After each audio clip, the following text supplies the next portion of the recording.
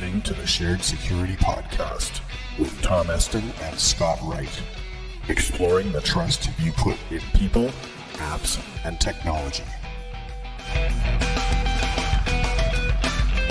This is your Shared Security Weekly Blaze for May 27th, 2019, with your host, Tom Eston.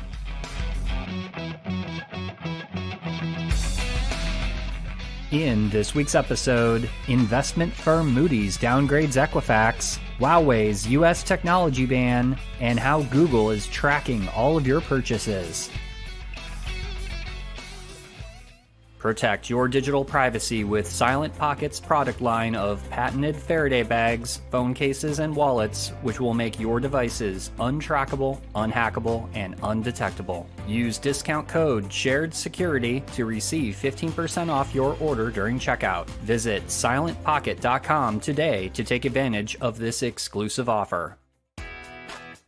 Hi everyone, welcome to the Shared Security Weekly Blaze, where we update you on the top 3 cybersecurity and privacy topics from the week. These podcasts are published every Monday and are 15 minutes or less, quickly giving you news that you can use.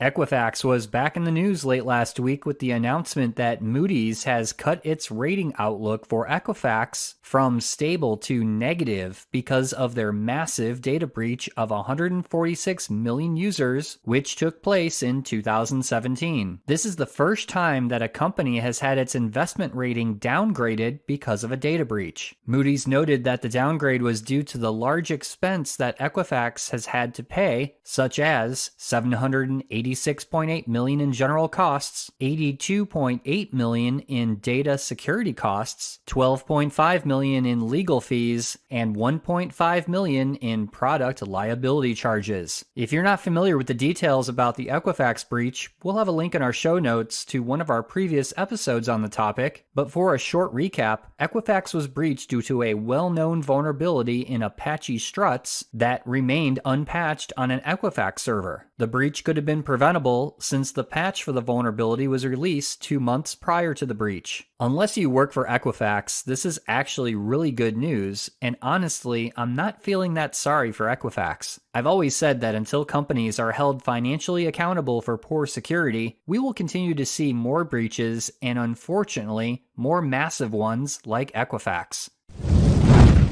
A few weeks ago, the Trump administration banned U.S. companies from doing business with the Chinese telecom giant Huawei. This ban resulted in Google and many other tech firms halting business with them. While there has been no evidence produced or further details provided by the U.S. government regarding the Huawei ban, Huawei in the past has been accused of intellectual property violations and theft of trade secrets not that long ago, not to mention some political ties to the Chinese Communist Party. Now, late last week, chip designer ARM has officially suspended all business with Huawei. This is a huge blow and will prevent Huawei from creating their own chips. What's interesting is that ARM is based in the UK and owned by a Japanese company. However, ARM develops some processors in the US which they feel put them in hot water with the US government if ARM was to continue selling to Huawei. Look, from a cybersecurity perspective, my take is this has something to do with the potential and perhaps past evidence of Chinese spying on the US. The biggest issue is that Huawei is one of the main suppliers for the technology that cell towers use to communicate with our devices.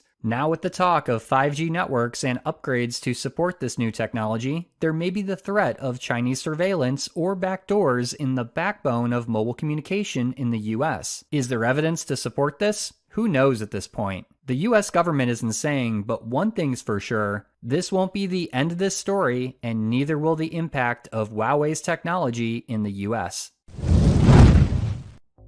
And now a word from our sponsor, Edgewise Networks. Organizations' internal networks are overly permissive and can't distinguish trusted from untrusted applications. Attackers abuse this condition to move laterally through networks, bypassing address-based controls to spread malware. Edgewise abstracts security policies away from traditional network controls that rely on IP addresses, ports, and protocols, and instead ties controls directly to applications and their data paths. Edgewise allows organizations to analyze the network attack surface and segment workloads based on the software and how it's communicating. Edgewise monitors applications and protects data paths using zero trust segmentation. Visit edgewise.net to get your free month of visibility.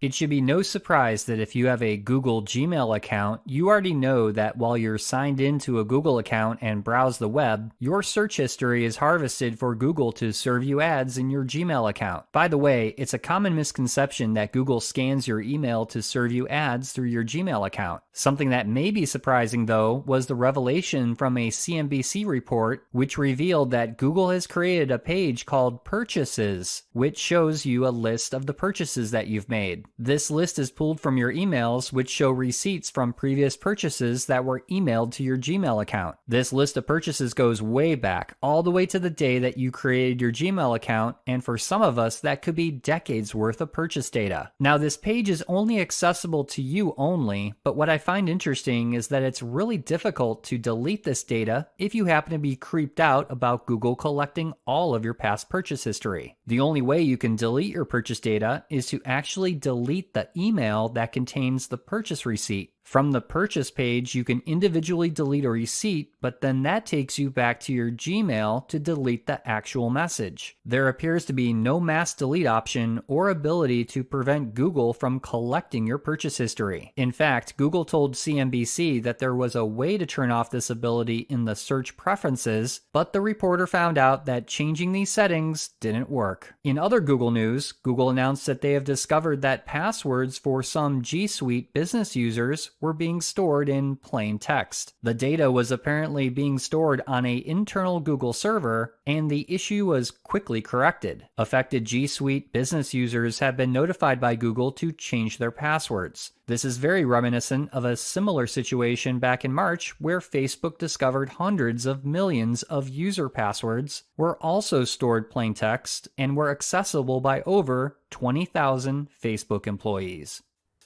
That's all for this week's show. Be sure to follow the Shared Security Podcast on Facebook, Twitter, and Instagram for the latest news and commentary. If you have feedback or topic ideas for the show, you can email us at feedback@sharedsecurity.net. First-time listener to the podcast? Please subscribe on your favorite podcast listening app, such as Apple Podcasts, or watch and subscribe on our YouTube channel. Thanks for listening, and we'll see you next week for another episode of the Shared Security Weekly Blaze.